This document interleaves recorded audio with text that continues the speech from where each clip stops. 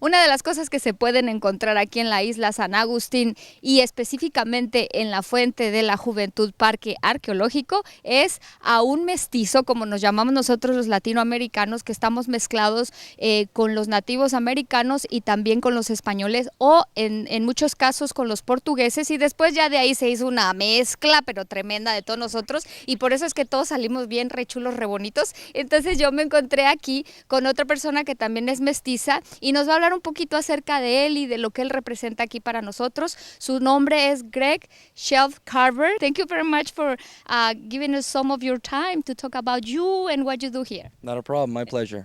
My father is Cherokee from Oklahoma, and my mother is of European descent.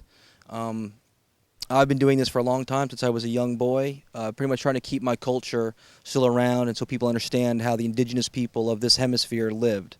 Whether it was pre-Columbian, before the Spanish and the English and the French came here, or even after that, and how we pretty much interacted together and how times have changed since then. So what do you teach to the people when they come and talk to you or see you? I specifically teach them about the Timucua, the people who originally lived in this part of north central Florida for many, many thousands of years. And then again, I also talk about more specifically like the Cherokee, the Creek, the Choctaw, the Chickasaw, some of the southeastern tribes of the United States, and how, though we were all different, we were similar, and how, once again, just how our cultures are. Most people have no idea what Native people what our languages were, the houses we lived in, the things we ate. Most of the things that people see on TV or the movies or maybe read, a lot of it is actually really inaccurate. So it's really important that people just really know the truth about how things were. Well, when it comes to having people understand about Native culture is that all Native people are different, just like everyone all around the world is different. Not all Europeans are the same or speak the same language. Not all people from Africa are the same or speak the same language. So the same thing is here, whether you're, let's say, a Cree from Canada, whether you're from a tribe in the Amazon around Brazil, whether you're of Incan descent from Peru, or whether you're Comanche or Cherokee or Creek or Muskogee, the tribes here in the southeast or maybe the southern plains, that we are all different. Like a teepee, for example. A lot of people think we all lived in teepees. Only a small percentage of Native people actually lived in a teepee. Same thing like with the building you see behind me. The Timucua would have called that a paha. And to them, that wasn't really necessarily a house, as it was more of a communal living space or workspace. To get out of the Florida sun and the heat, you might go into something like that to stay into the shade. Once again, that would have been completely different from what a lot of other Native people would have lived in. So pretty much just to let people know that we were all different. Things like where people say how when they walk up, that's completely false. No Native person ever said that. And some people still believe that's how we say hello. And so it's my job to let people understand it's better just to, if you're curious, then just ask, and we'll be more than happy to share our culture and our information. Can you explain a little bit or describe? I can tell you everything out here, what it does. First of all, this thing right behind us, the Spanish would have first called that a barbacoa. And pretty much the term barbecue you get from that. In Mexico we say barbacoa. Yeah, exactly. Same thing. The word is still used today. But this here isn't really a grill like you would on Sunday. You grill burgers out, on the grill. This is more of a smoker to preserve meat, to make it last, because we didn't have refrigeration. And especially in the heat here in the southeastern United States, you had to make sure meat would last. And if you smoked it correctly, it could last months.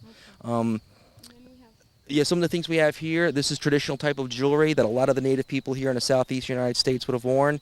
This is all carved from shell.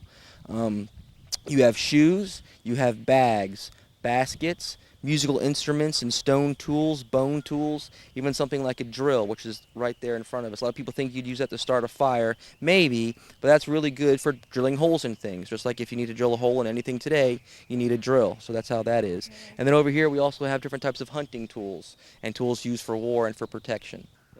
This is a native style flute made from river cane, and this is probably one of my most favorite instruments, and it sounds really pretty.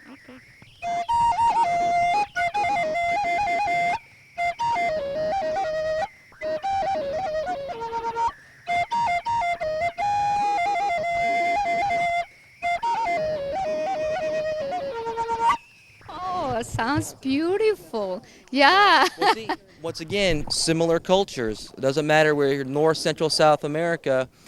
We all made a lot of our instruments from the same thing. So whether like some tribes like south of here, they blow over the top of it and then change the pitch depending on the length of the diameter. Here, just a little different. Just the holes do it. There you go. Very good. So how do you call that? It's just a native style flute. Okay. Órale con Con Verónica.